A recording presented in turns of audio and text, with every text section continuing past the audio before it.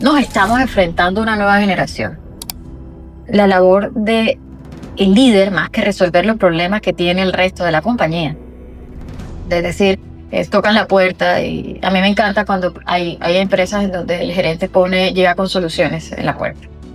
Claro, pero que es que para tú mejorar la cultura de la empresa tienes que mejorar la cultura de las personas y el autoconocimiento de las personas. Y cuando ayudas al autoconocimiento de las personas, eso se refleja en sus relaciones en general, dentro de la empresa y fuera de la empresa.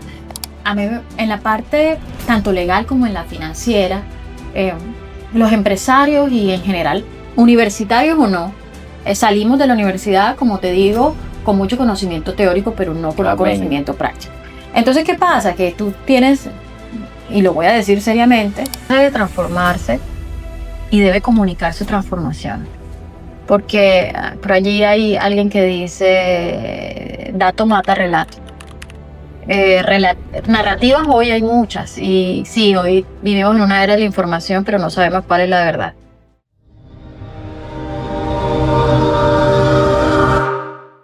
Soy Natalia Name, CEO de NN Residuo Legal, y hoy quiero compartir contigo este espacio, esta experiencia podcast en la que quiero invitarte a que conozcas mi perspectiva de la empresa, de su rol en la sociedad, de su papel frente a las personas, frente a la innovación y frente a los desafíos que presenta hoy en el mercado nacional y en el mercado internacional.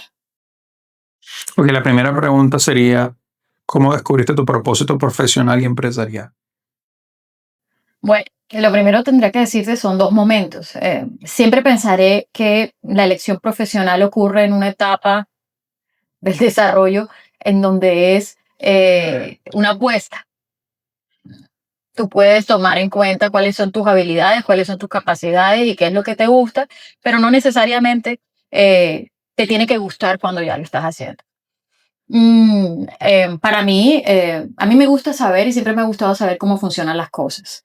El derecho es una profesión que te permite saber cómo funciona, las estructuras, cuáles son las reglas. Entonces, para mí parecía una apuesta segura de algo que me podía gustar y así fue. En gran parte así fue. Durante mi época de estudiante. Me apasionó, lo estudié, me encantó lo que estudié. Luego trabajando, ya te das cuenta que las cosas son bastante distintas de cómo las estudies. Y al principio me ocurrió, creo que como a la mayoría de los profesionales, ¿esto qué es? Estudié, esto no se parece a lo que yo estudié, porque aparecen ya la realidad, la ejecución, donde todo no es tan perfecto y tan exacto como la norma lo dice, donde las situaciones traen una cantidad de retos distintos en las relaciones con las personas y demás. Entonces, todavía me seguía gustando a pesar de eso, y eso es importante. Había una parte que me encantaba y había una parte que todavía no comprendía bien, pero todavía persistía en que me gustaba. Lo que hacía valía la pena todavía que yo dedicara mi tiempo y el tiempo de un joven en eso. Con el paso del tiempo, pues siempre empecé a trabajar en el sector empresarial. Tuve maravillosos jefes que, como siempre yo diré, creyeron en mí más de lo que yo podía creer en ese momento, porque un joven cuando empieza a estudiar, cuando empieza a trabajar, mm, todavía le falta la experiencia de poder lanzarse frente a cosas y claro, las vive, pero las vive con cierta incertidumbre y con cierta temor a fallar. Entonces yo creo que lo viví así. Sin embargo, cada paso que tú abres y cada desafío que apruebas te da confianza y con el tiempo, pues la vas adquiriendo y esa es la importancia que yo le veo a la experiencia.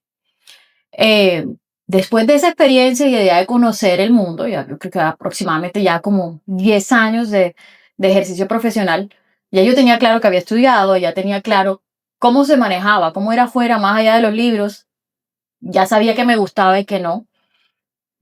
Tenía un sentido eh, para orientarme hacia qué área me gustaba y allí me enamoré de la empresa.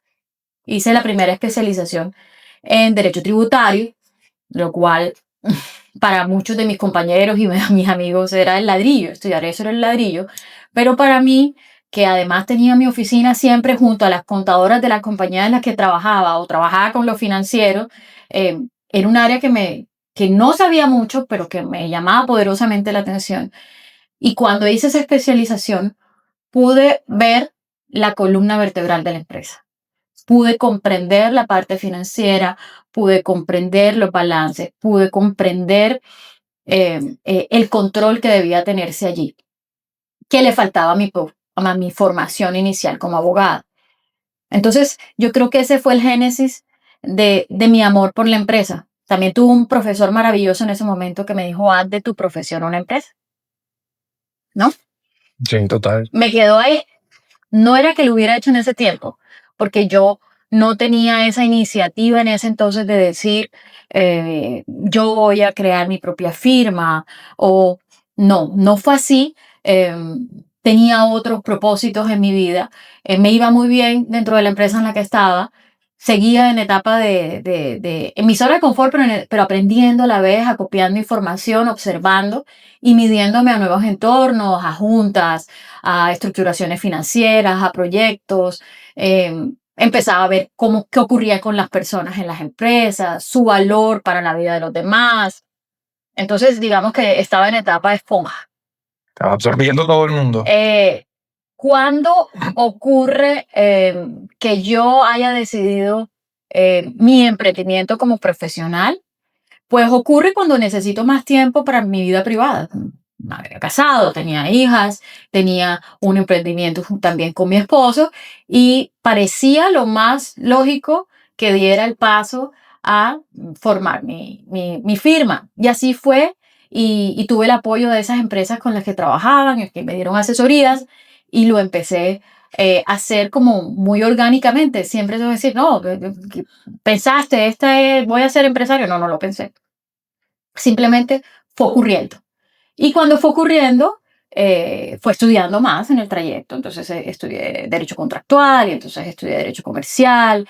eh, Hice un máster en Derecho Internacional de la Empresa cuando ya me interesaron las internacionalizaciones y las estructuraciones. Cada vez que yo atendía a un cliente que me llamara la atención y que me generara una duda de qué chévere saber de esto, lo hacía.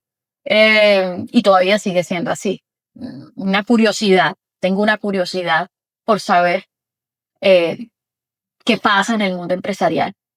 Y luego llegó la pandemia.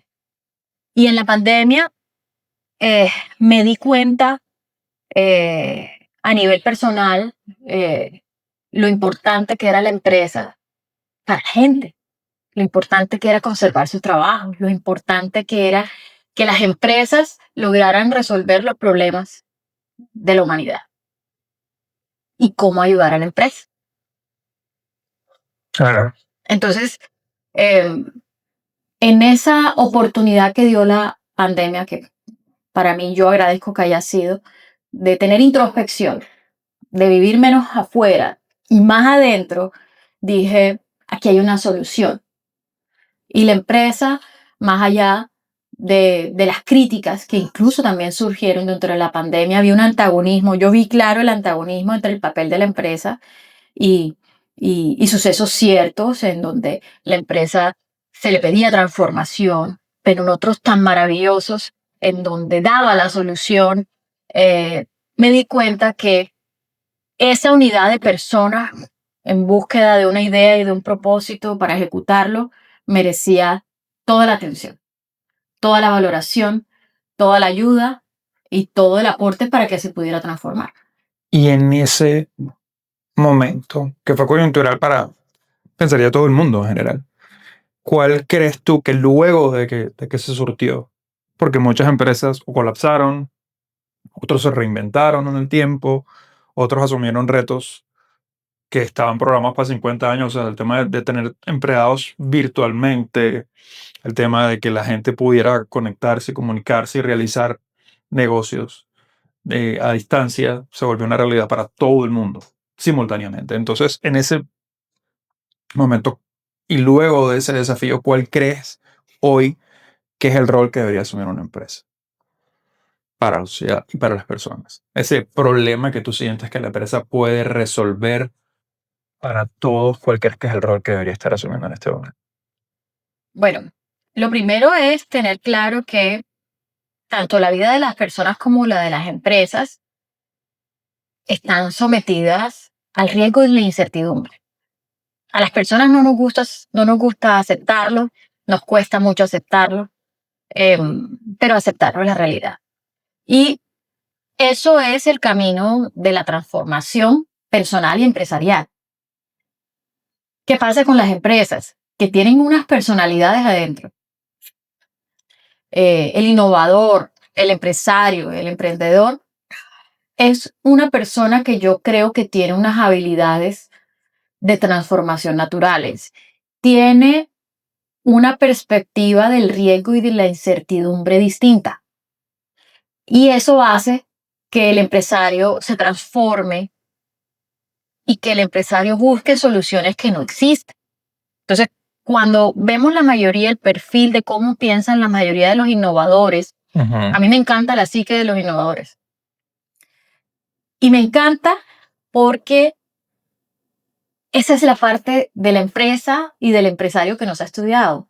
Creemos que la empresa, porque hay ideologías que así lo han dicho, basado en contextos históricos que lo validan, que la empresa es la caja negra en la que se mete el talento, el capital y sale el producto. Muy industrial. Es como si fuera una línea de producción en donde está el talento, el capital y sale el producto. Pero la realidad de las cosas es que esa empresa es producto de una idea. Y esa idea es producto del fuero interno de alguien. Y entonces, ¿qué pasa en esa persona con esa idea? Ese universo. Ese universo. ¿Cuánto sacrifica? ¿Cuánto se arriesga?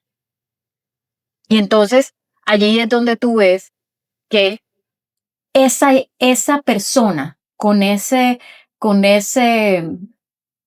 habilidad, con esa habilidad, con ese poder, con ese don, como quieran decirlo, que a mí me parece que es muy admirable, necesita estar rodeada.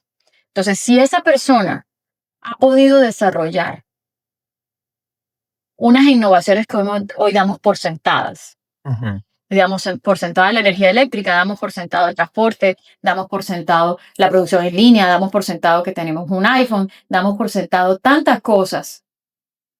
Pero es que es hora de no darlas por sentado, es hora de voltear a ver a esa persona que supo dar esas soluciones y que supo materializarlas.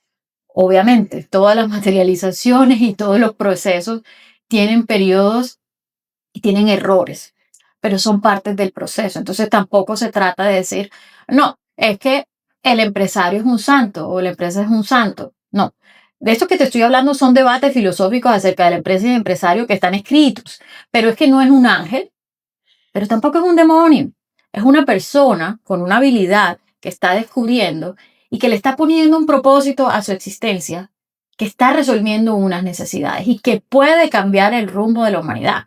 Entonces hoy llegamos y tenemos una coyuntura súper compleja, con unos retos súper complejos, cambio climático, tema energético, macroeconomía, cambios en estructuras políticas, repolarizaciones en cuanto vemos la globalización. Tecnologías, es decir, inteligencia artificial, que ahora es el nuevo... Tenemos un coctelito. Ya. Un coctelito o es una bomba molotov. No sabemos todavía lo que tenemos. Pero tenemos unas personas que son, yo creo en las golondrinas que hacen verano. Porque los empresarios siempre han sido golondrinas que hacen verano. Claro. Eso tiene ejemplos comprobables en las economías de las potencias y demás. Que ellos hay que rodearlos. Hay que rodearlos para darles la oportunidad de generar esas soluciones que de pronto hoy no imaginamos. De pronto nosotros. Claro. Pero hay gente que sí las imagina. Hay gente que es capaz de crearlas y hay gente que es capaz de dedicar su vida a ello. Porque no es cierto y no podemos poner sobre la mesa que el empresario solo persigue la rentabilidad. Las utilidades. O las utilidades.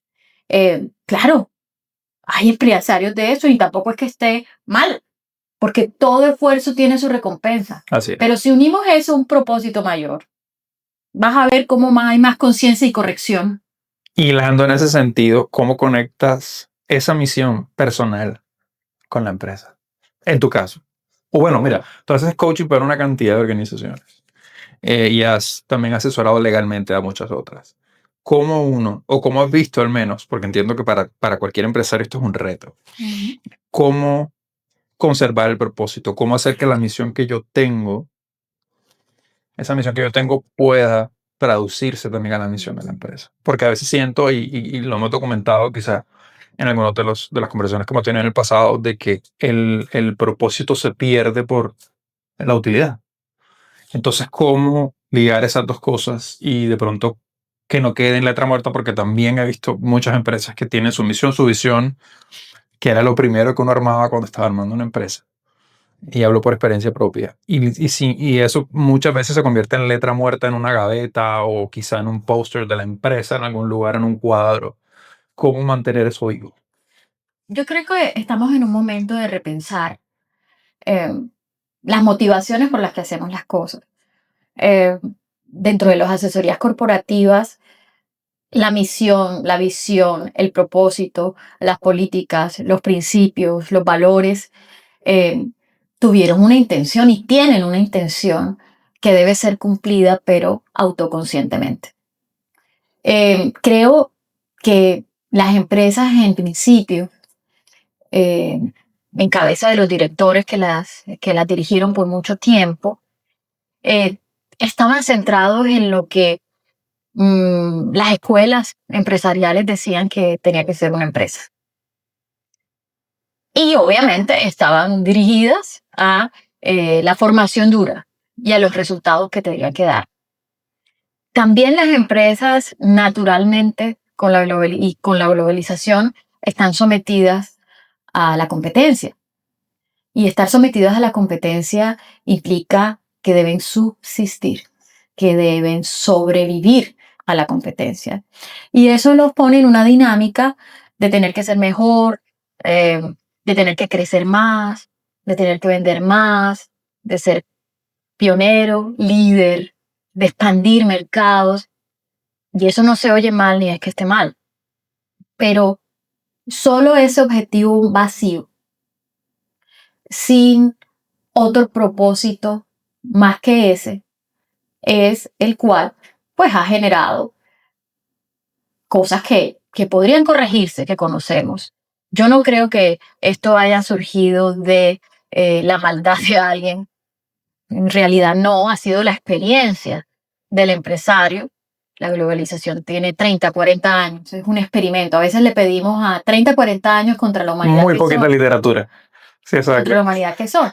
Entonces, yo lo que pienso es que cuando tú haces al emprendedor o al director o al empresario o a las personas que lo asesoran autoconscientes de los propósitos de su existencia, es más fácil que la misión y la visión no sean vacías. Exacto. Otra cosa es que dentro de toda esta coyuntura nos estamos enfrentando a una nueva generación. Y estas nuevas generaciones que van a ser los empresarios del futuro o que van a ser las personas que integren las compañías en el futuro, están motivadas por otras cosas. Y eso ya los estudios lo muestran. Ya no es solo el dinero, ya es el gusto, el placer, el significado, el legado, ¿no?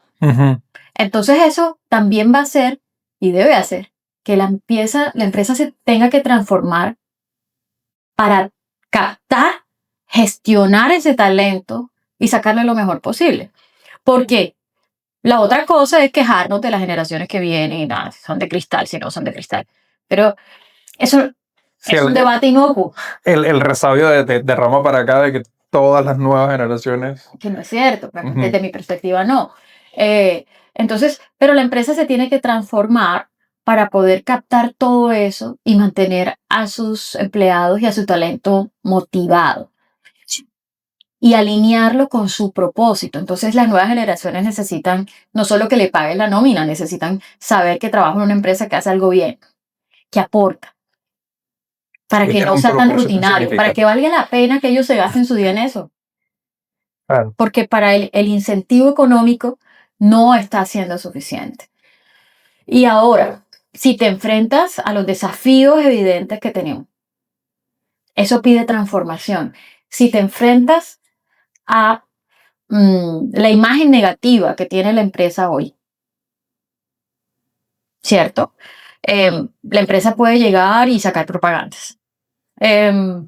Puede desafiar las ideologías que están restándoles a su imagen, a su poder, o les están contradiciendo, y puede pelearle y decirle, no, eso no es así. Pero la mejor respuesta es la transformación. Y mostrar lo bueno. Yo creo que las empresas tampoco mostramos el producto. ¿Ves? Ni siquiera el detrás de cámaras. Y yo sé que hay una cantidad de empresarios que nos están viendo y de personas que nos están viendo y que posiblemente tengan la intención de hacer empresa o ya lo están haciendo. ¿Qué pensarán? ¿A quién le va a importar cómo yo hago las cosas? Pero bueno, por ejemplo, yo tengo una vocación, a mí me encanta pintar. Y si tú me preguntaras si me gustaría ver como un Degas o un Van Gogh, un poquito más allá de lo usual, pero digamos, un Leonardo da Vinci, digamos, ¿cómo asumiría esos procesos? ¿Cómo lo hacía antes? ¿Cómo ese era el proceso inclusive de introspección, el proceso creativo, cómo asumía los desafíos? Para cualquier otra persona puede ser algo que no tenga importancia, porque yo lo estoy haciendo todo el tiempo. Pero alguien que está por fuera puede encontrar que eso es algo muy interesante. Y siento que las empresas quizás no hacen eso activamente. No es un tema que cuando uno haga empresa tenga en cuenta inclusive. Pienso que los números, nuevamente, el propósito, la infraestructura, el día a día, apagar incendios, se convierte de pronto en las cosas que no nos permiten salirnos y ver de pronto el propósito y transmitirlo a nuestros equipos. ¿Por qué estás haciendo esto? Mira, lo que tú estás haciendo impacta positivamente la vida de las personas. El líder de una empresa, hoy por hoy, siempre ha debido ser así, pero digamos que hoy tenemos los conocimientos suficientes para saber que debe comunicar. La labor de el líder, más que resolver los problemas que tiene el resto de la compañía. Es decir, tocan la puerta, y a mí me encanta cuando hay empresas en donde el gerente llega con soluciones en la puerta. Porque es que esa es la función del gerente y del líder de una compañía, no es entregar las soluciones, es ayudar a que los demás lleguen a sus propias soluciones, porque el líder tiene que estar haciendo cosas muy importantes. Primero, su autoconocimiento personal, su revisión propia, personal, lo hace fuerte para revisar a su empresa. Y segundo, porque él tiene que procurar una conexión de el talento con su visión. Claro. Entonces, el líder de una empresa, aunque tiene que tener todos los conocimientos del sector, aunque es responsable de los resultados de las estadísticas, aunque tiene que llegar y rendirle a la junta directiva y trabajar con la junta directiva en los planes estratégicos, aunque tiene que ir a las asambleas de accionistas y decirle, bueno, estos son los resultados de este año, estamos en esta coyuntura o estamos generando esto, y ser responsable de esto. Para que todo eso ocurra y para que los resultados se den, él tiene que estar abierto a nueva información y a ver nuevas perspectivas en el mercado. Y si tú lo sometes todo el tiempo a darle respuesta respuesta que tiene que desarrollar el director operativo o el director comercial o dependiendo del negocio, cada área, cada vez que se involucre más en la operación, va perdiendo altura en la perspectiva. Entonces, el líder de una empresa es una persona que tiene que tener multiplicidad de habilidades, que tiene que abrir su mente a la multidisciplinariedad, que tiene que estar formándose constantemente. Y cuando hablo formándose, no solo estoy hablando de los nuevos, de las nuevas perspectivas empresariales, claro, por supuesto, también hablo de formándose interiormente para poder liderar, para poder comunicarse con su equipo. Eso requiere un trabajo muy grande. ¿Y en Latinoamérica? En Latinoamérica y en el mundo, pero digamos que en Latinoamérica ocurre que todavía nosotros tenemos unas estructuras empresariales en donde el 99%, este es el mes de las pymes, donde el 99% son pymes. Por ejemplo, en Colombia, pero son el 70% del empleo de este país.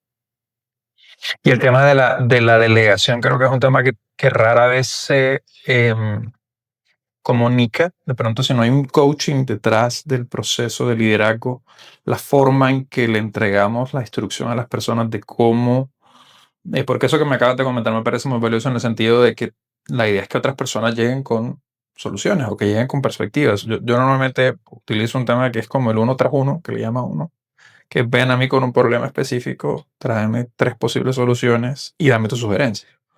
Pero no es solamente como que me toque a mí lo que decías apagar. Y pienso que nosotros muchas veces como empresarios, ante esa falta de coaching tal vez, estamos todo el tiempo también como en ese sentido y perdemos esa perspectiva de la que me hablas. Y es una perspectiva doble, porque es que no se trata de que el equipo no sepa hacer tu trabajo y vaya siempre donde el gerente. Es que a veces el gerente o el líder pide que siempre vayan donde él porque él no sabe delegar. Entonces, Usted ya es su propia empresa. Entonces estamos hablando de que así como hay que desarrollar habilidades en el equipo y también formarlo y capacidades, el líder tiene que desarrollar las propias habilidades que le permitan comunicarse, que le permitan delegar, que le permitan dar confianza a su equipo, que le permitan manejar los errores. Nosotros como personas, yo te diré esto, la compañía es el reflejo de su líder, es el reflejo de su comunicación, es el reflejo de sus creencias. Cuando yo te hablo de autoconocimiento del líder, te estoy hablando de que él se sepa ver y que tenga un feedback y que tenga sus áreas de mejora y que las trabaje.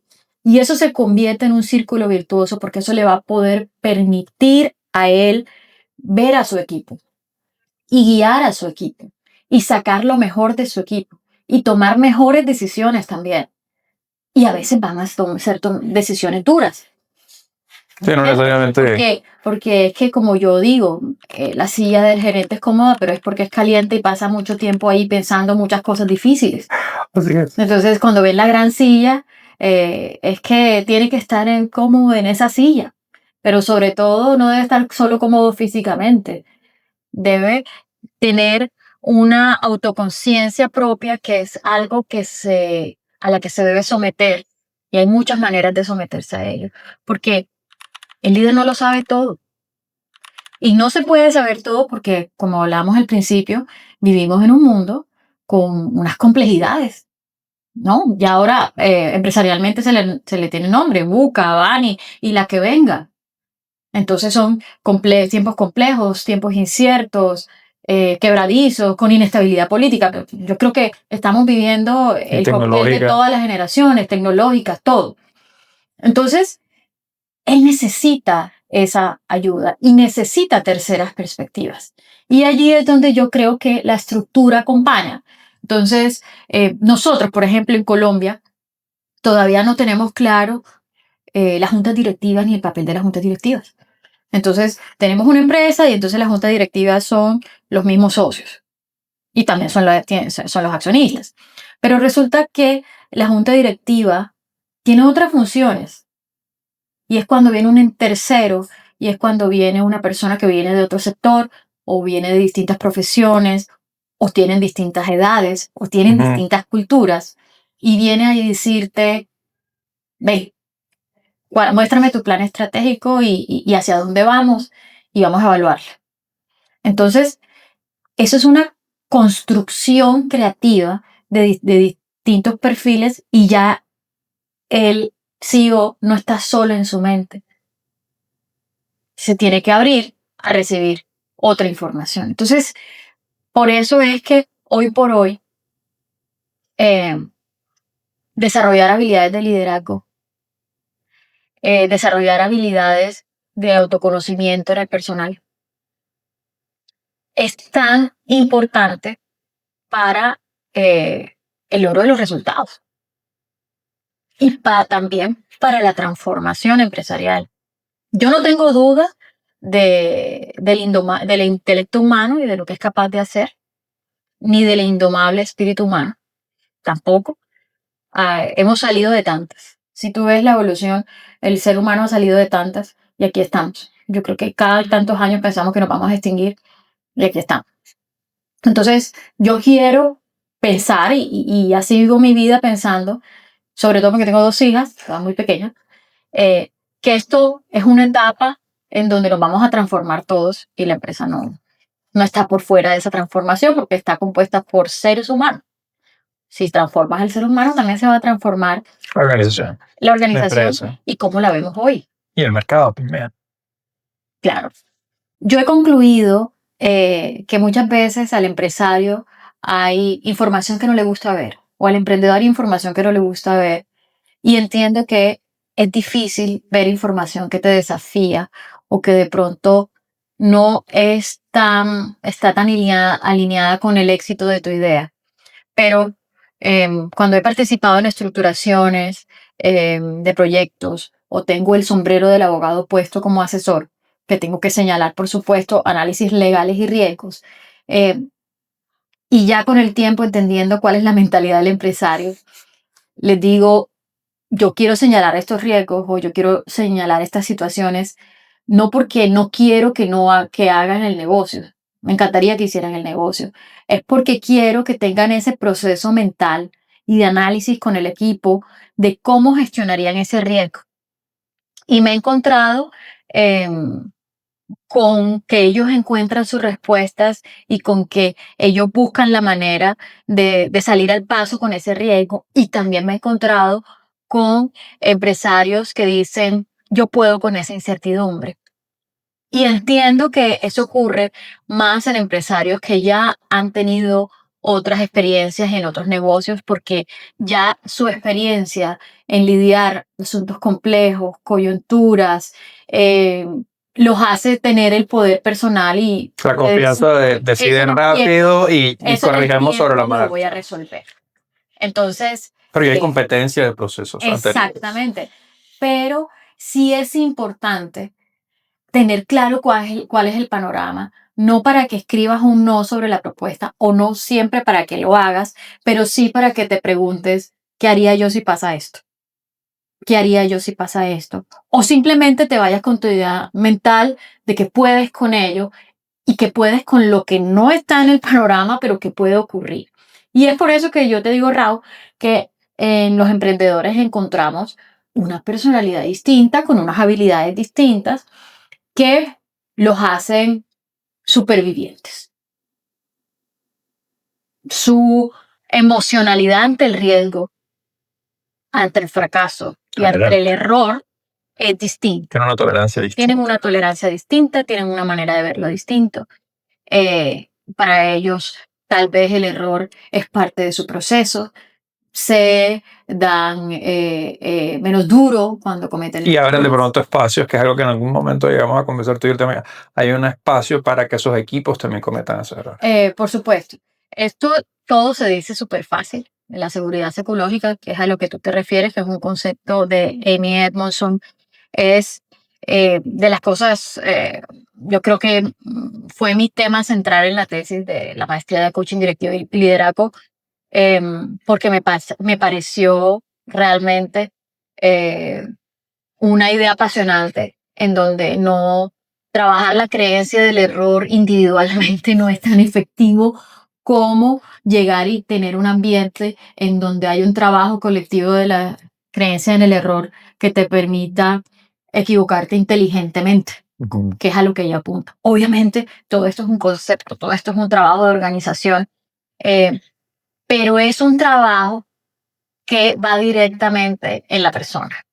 Claro. Entonces, desde el líder hasta cada uno de los miembros del equipo son los encargados de construir ese ambiente y no se trata de no tener estándares. Suena más fácil de lo que se puede hacer porque nosotros los latinos, en particular, yo pienso que los latinos tenemos una cultura del error muy afianzada. Sí, hay un tema de doctrina bien fuerte en relación a la imposibilidad de equivocarnos. Es una cosa que.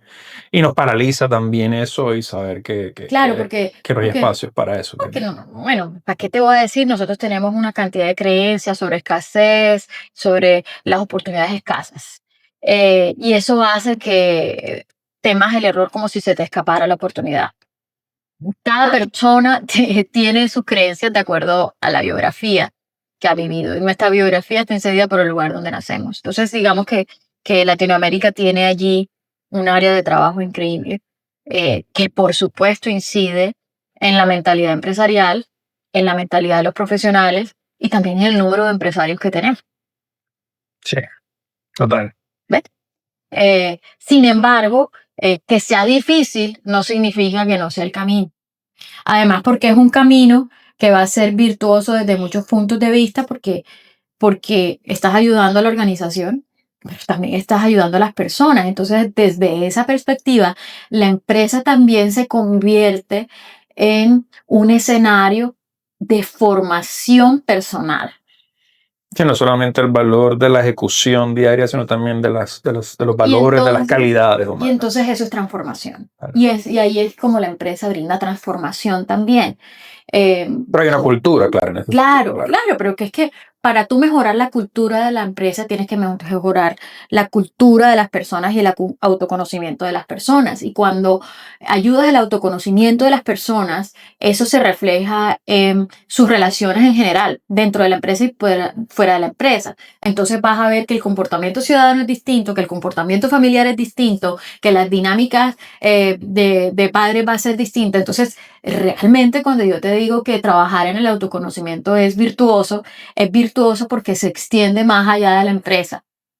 Ah. Y allí está un aporte de la empresa más allá de lo que hoy conocemos como responsabilidad social empresarial, que es un poco la mitigación del impacto negativo que puede tener la empresa sobre el entorno.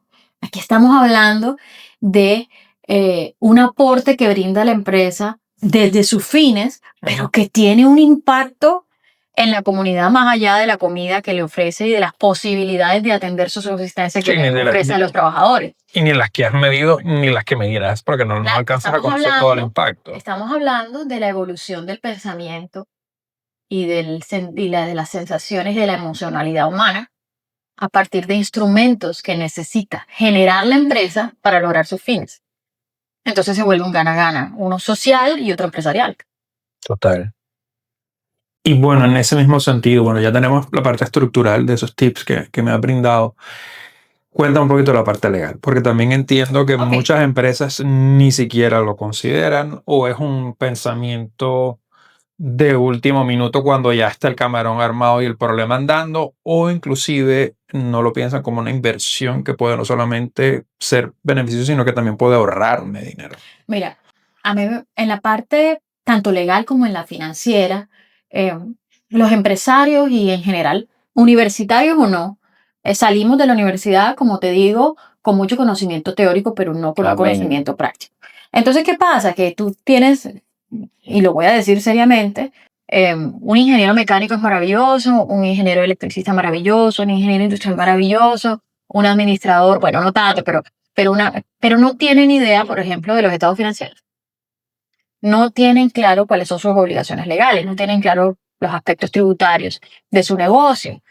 Cosas que son esenciales. De la caja. Entonces, ¿qué pasa?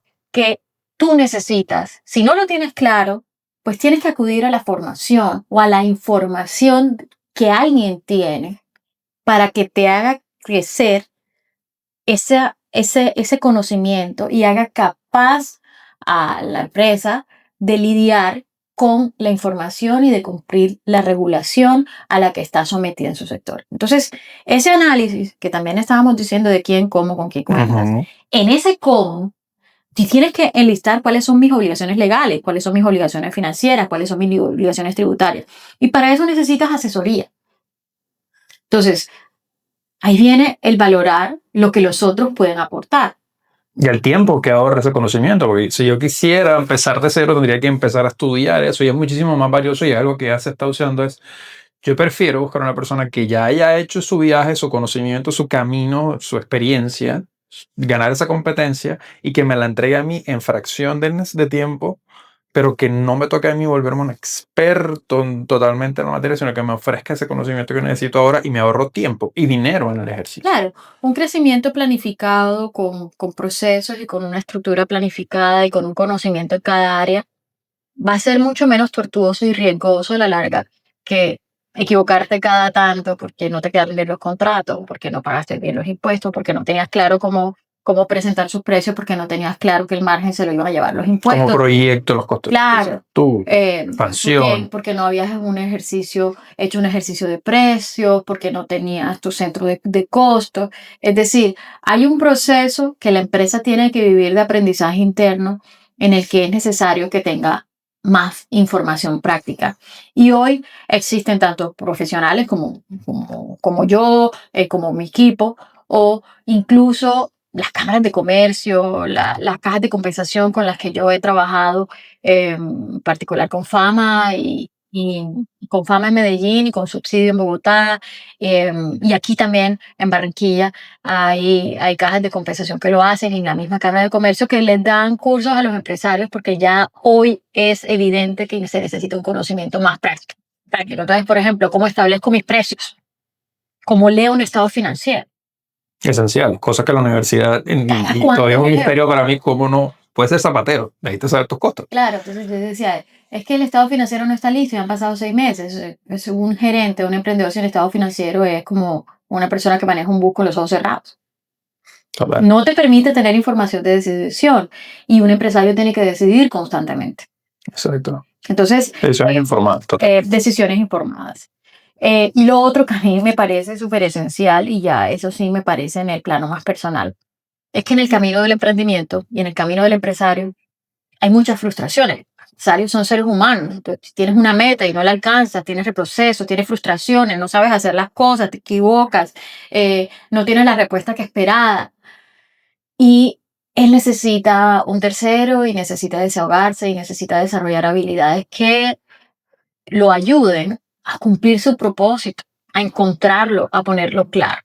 Y es allí donde yo pienso que brindarle tanto al líder, al director, a los directores, como a los equipos, herramientas en particular como el coaching, el mentoring también sirve mucho, que los ayude a pensar fuera del tanque, a cambiar de perspectivas, a trabajar sus creencias, que pueden ser sobre el error, pueden ser sobre la escasez, trabajando en equipo, sobre la vulnerabilidad, mejorar sus habilidades comunicativas, son, yo creo que igual de importantes, si no más, que toda la formación que deben tener.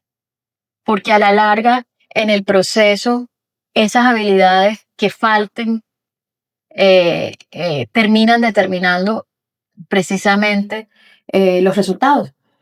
Y sobre todo que ahora mismo, como hablabas, hay un gap generacional en relación a cuál es el propósito de cada generación. Quiero decir, estas generaciones, como hablábamos antes, tienen un tema de que yo lo que tengo que hacer tiene que tener un impacto y tiene que darle sentido a mi vida y tengo que sentir que lo que estoy haciendo, digamos, importa para que yo invierta mi tiempo en eso. De pronto, nuestras generaciones antes, ese no era el enfoque, era de pronto conseguir un buen puesto o tener una empresa relativamente exitosa, pero de pronto el tema de lograr esos propósitos personales era un tema como en mi tiempo off a lo que yo hacía, como lo que hacía principalmente. Y pienso que de pronto, y siento que este tema que me comentas del coaching también puede ser una amalgama de todo esto. Coaching y amalgama, me gusta esa palabra, porque mira, yo creo que estamos en 2 retos generacionales. El primer reto generacional es que tú y yo y nuestra generación ya no es el junior.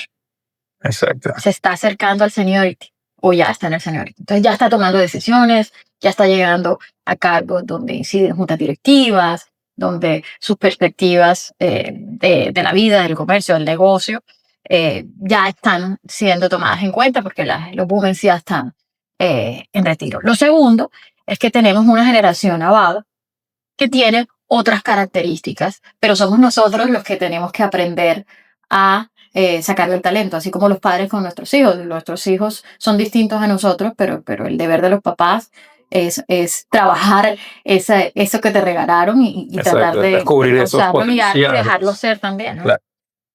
Entonces, para hacer eso, y hablando de lo que dijiste, coaching amalgama, ¿qué permite el coaching? Como el coaching lo que desarrolla es autoconocimiento, ¿verdad? A diferencia del mentoring, el mentoring es que yo le dé información. a mi talento, yo contrato una charla, la mejor voy a contratar y les voy a mostrar nuevas formas de relacionarse, de habilidades, actividades. Pero el coaching, eh, cuando lo vamos a hacer directamente a una persona, ya con un fin y un propósito empresarial, sea una asociación empresarial, un nuevo cargo, un cambio en las estructuras o que yo quiero desarrollar esa persona para algo más, lo que está hablándole es directamente a esa persona, ¿cierto? Entonces, él está hablando de la experiencia de esa persona y de los objetivos que tiene y de las habilidades que voy a desarrollar en esa persona. Eso va a hacer que esa persona tenga un viaje de interiorización y se conozca y tenga ese espacio de introspección que a veces en nuestra vida diaria no tenemos. No tenemos. Entonces él se va a conocer. En la medida que se va a conocer, se va a sentir, se va a aceptar y se va a poder conectar con esa naturaleza humana que tiene él y que es el mismo que tiene el puesto de al lado. ¿Ves? Claro. Entonces eso va a permitir toda la amalgama, yo digo, de conexión. Va a permitir que se conecten en su experiencia humana. Nosotros tenemos distintas personalidades, tenemos distintas biografías, a veces en los equipos de trabajo tenemos gente de distintos países, de distintas disciplinas, pero los seres humanos sentimos igual, lloramos, pues, nos enamoramos, nos frustramos. Entonces, trabajar esas creencias y ver en el otro la misma situación humaniza un poco la manera como se relacionan las personas y de alguna u otra manera eh, ceden otras maneras como nos relacionamos, competencias, comparación, ¿no? Miedo mismo a relacionarse. Yo he tenido experiencias de equipos de trabajo en donde increíblemente no sé, no quiero hablar con nadie o no quiero y me pongo los audífonos y mejor trabajo con los audífonos puestos.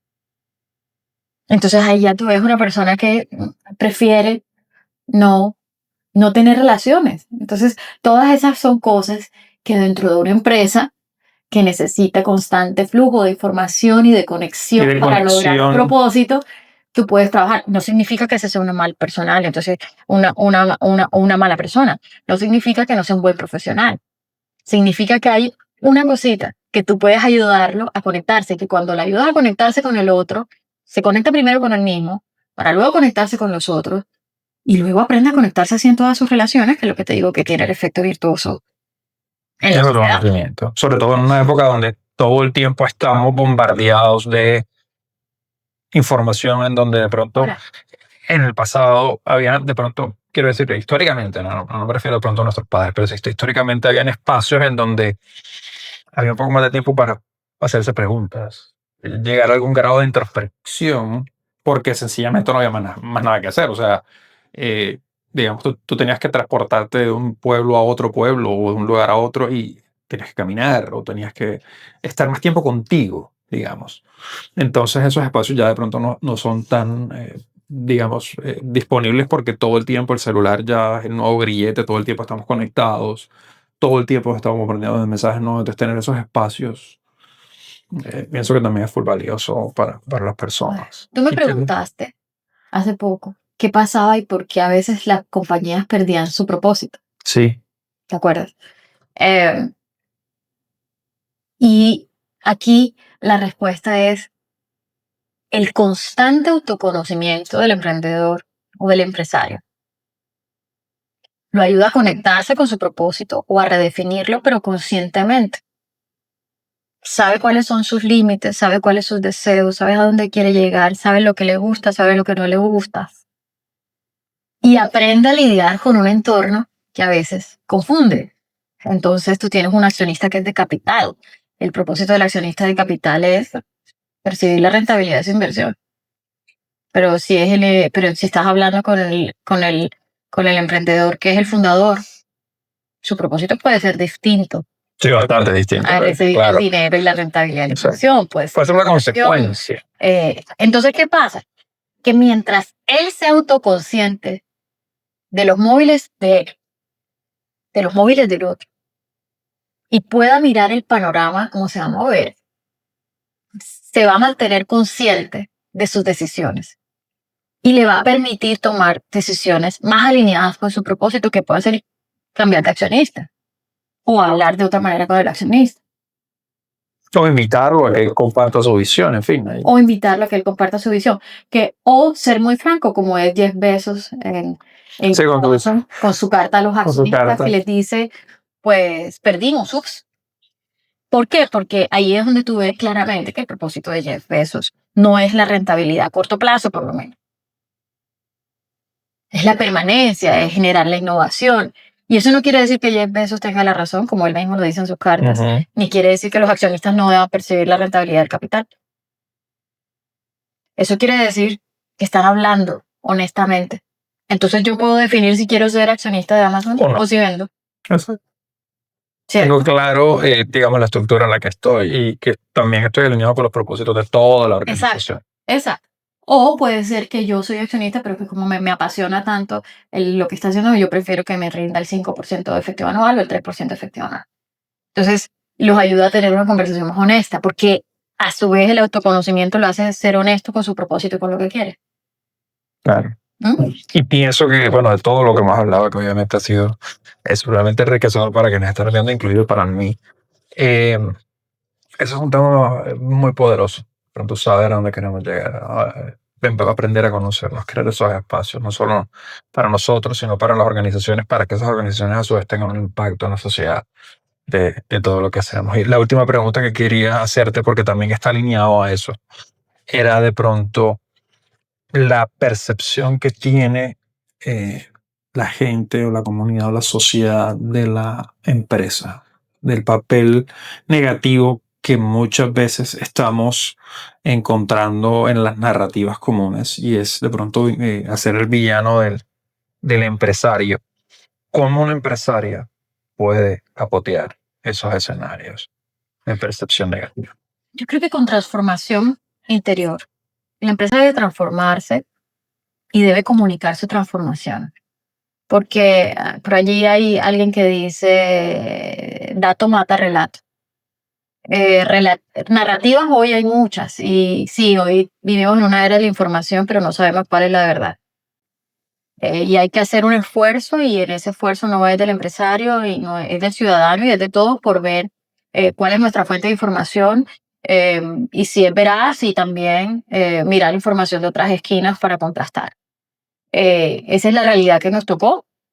Sí, la información está más fácil de obtener, pero también nos genera una acción nueva, que es contrastarla y tener pensamiento crítico para llegar a nuestra opinión, a la información que nos haga clic a nosotros. Pero la empresa podría sacar 1000 propagandas diciéndolo, y lo está haciendo, ¿no? ¿Cuántos empleos genero? Cómo estamos conectados con los sistemas, cómo somos interdependientes, y eso hace que el riesgo de las empresas sea mayor, que la aventura sea mayor, que los retos sean mayor. Todo eso también hay que hacerlo y hay que ponerlo visible. El trabajo del empresario no es fácil, el trabajo de un director de una compañía no es fácil. No se trata de que se gane millones y se vaya a la casa tranquilo. Hay un nivel de sacrificio personal y profesional y familiar, muy grande, que es por esa razón que uno empieza a ver que hay un propósito más allá de eso, ¿no? Y eso hay que ponerlo allí. Pero los resultados hablan más por sí solos. Y así como los seres humanos nos tenemos que transformar en esa coyuntura, las organizaciones se tienen que transformar y hacer parte de la transformación de los seres humanos, para que esas narrativas fáciles, pegajosas, de corto alcance, a la distancia de un tuit, que hoy son tan impactantes en las personas, por su nivel educativo, por su nivel de autoconciencia sobre todo, empiecen a disminuir y tengamos personas más críticas, que es lo que necesita en este momento, yo creo que el entorno. Que sepamos capaces de discernir entre los roles de las distintas estructuras de la sociedad y de la empresa como parte de esos roles, que es la Yo creo materialización de la libertad de pensamiento, de la libertad de tener una idea, de avanzar a través de ella, de influir, el nivel de una influencia que tiene una empresa en la sociedad, más allá de sus trabajadores, en su mercado, el nivel de consumo, en las creencias de una generación, Sí, ¿no? ya mismo es tan evidente. Y trabajar e incluso públicamente en su autoconciencia permanente del error. Y hablo del error empresarial. Y eso es difícil y en mi posición de abogado, imagínate lo que le es a una compañía reconocer públicamente un error. Eso cuesta demandas. Pero hay un momento en el tiempo en que es importante hacerlo. Porque si me vas a preguntar a mí, yo no creo que Johnson Johnson quisiera causarle cáncer a los niños por el talco, cáncer a los pulmones. Simplemente era un momento de la ciencia en el que no le veíamos nada de malo de eso. Posiblemente Y olía tampoco muy se rico. había identificado de que Sí. Entonces, pero hoy por hoy, claro, Johnson Johnson fue condenado por el talco Johnson. Y así, de las que no nos hemos enterado todavía. y así miles. Y así vamos con la responsabilidad de Zuckerberg en las redes sociales. Y, en fin, podemos hablar, o la responsabilidad que se viene en cuanto a ahí. Entonces, si la empresa hace su propia autoconciencia y su propia autocensura y reconocimiento de los impactos que tiene o de los que ha tenido, hace más fácil que los efectos negativos de esa libertad de ideas sean menores. Porque es muy fácil con los ojos de hoy juzgar a una compañía como Johnson, como Coca-Cola, como lo que quieras. Pero lo que pasa es que cada idea tiene contextos. Entonces, también es cierto que la empresa necesita ser comprendida en ese proceso, así como nos equivocamos los papás, nos equivocamos los humanos. Lo que pasa es que para una empresa tiene un impacto Económico y reputacional. y de reputacional. Fuertísimo. Pero sí humaniza mucho la y tiene una responsabilidad. Pero no significa que siempre sea intencional o que sea un crimen. Sí, total. Es un desafío también. Los errores cuestan, y le cuestan a la empresa y le cuestan a las personas. Pero eso no da para generar un antagonismo cuando tú ves que es un proceso. Y Cuando lo entiendes en tu contexto.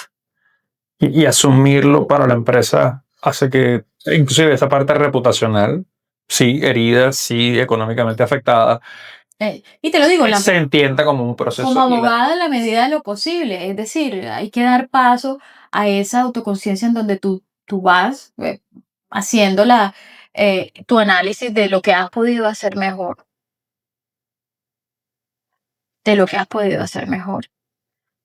Por ejemplo, ¿alguien no ha escuchado una disculpa de una tabacalera? Todavía no. Estamos esperando. Ok, y entonces, ¿qué pasa? Pero podríamos hoy desafiar, podríamos creer que ellos lo hicieron y el tabaco surgió como un efecto de dañar a la sociedad. No, pero a partir del conocimiento tal vez. Y fue haber una oportunidad de Sí, pero entonces yo creo que todas son esas cosas que se ven difíciles y que de pronto desafían el entorno de los negocios y demás, cambiar de sector, mirar de qué otra manera yo le retribuyo a la humanidad eso que por mi proceso de experimentar se dio. Por ejemplo, las pinturas con asbesto. Sí. Ok, era el momento tecnológico. Entonces, también juzguemos los hechos según los contextos y que la empresa dé un paso a ser frontera con respecto a su proceso y los errores de su proceso en la medida de que su riesgo legal, por supuesto, lo permita. Bueno, Nata, ha sido un verdadero placer tenerte con nosotros, haber podido compartir contigo estas ideas que tienes, que siento que son supremamente valiosas. Como te digo, esas preguntas que rara vez nos hacemos. Precisamente el afán de encontrar esa posibilidad de hacer empresa, de encontrar propósito. Estoy súper agradecido por me hayas permitido entrevistarte y tener el espacio. Espero que esta no sea la última vez que nos reunamos a hablar, porque siento que los cambios de la misma empresa que están surgiendo nos van a permitir encontrar más tela por cortar. Bueno, Gracias, Raúl, por la oportunidad, por, como te dije al principio, llevarme fuera de la zona de confort y empezar a explorar esta experiencia podcast. Yo lo que pienso es que llega un momento eh, en que todos tenemos que decir algo de lo que hemos experimentado y eso es uno yo creo que de los fines de la existencia. Eh, y mostrar cómo siempre puede haber estructura, procesos y personas. Eso se puede unir y eso hace parte de una empresa eh, y las tres tienen la misma importancia. Y para mí servir desde lo que sé de las tres y poner mi curiosidad al servicio de esas tres, en los que por alguna razón, tal vez por lo que yo siempre digo, aportarte de donde estás y finalmente yo era consultora empresarial y entonces aportarte de donde estoy. Y eso a mí me genera un sentido de propósito, de que no solo es que la asesoría legal, sino que me encanta que la asesoría legal se traduzca en resultados empresariales, no solo para mi empresa, sino para la empresa que asesora. Entonces, por eso cuando yo veo a NNR, lo veo como aliado. Y ese aliado, me gusta que eso suceda. Como también soy una preocupada madre por el futuro de mis hijas, es qué puedo hacer yo desde ahí. Entonces yo sé que si la empresa es parte de esa transformación y se implica en esa transformación, la transformación cultural y social que nosotros queremos, que estamos pensando que la van a hacer los líderes que están allá, o los políticos, o los congresistas, o los no sé qué, creo que la podemos hacer de donde estamos nosotros. Entonces puedes ser líder desde donde estés. Donde estés, aportar donde estás. Sí, no necesitas tener el cargo. Ahí hay un libro que habla de eso. Entonces, gracias por adentrarte en esta cabeza rarita. Ha sido un placer para mí y para todos ustedes. Nuevamente, esperamos que este contenido les haya gustado. Si les gusta, por favor, denle like, compartan y suscríbanse y denle like a la campanita. Si quieren ver más de esto mismo, vamos a estar haciendo nuevos contenidos para ustedes y esperamos tenerlos aquí nuevamente con otro tema y otro líder empresario que pueda aportar muchísimo conocimiento. Eso es Reglo Avendaño y este es Unison Studios. Esperamos que ha sido valioso para ustedes. Hasta la próxima.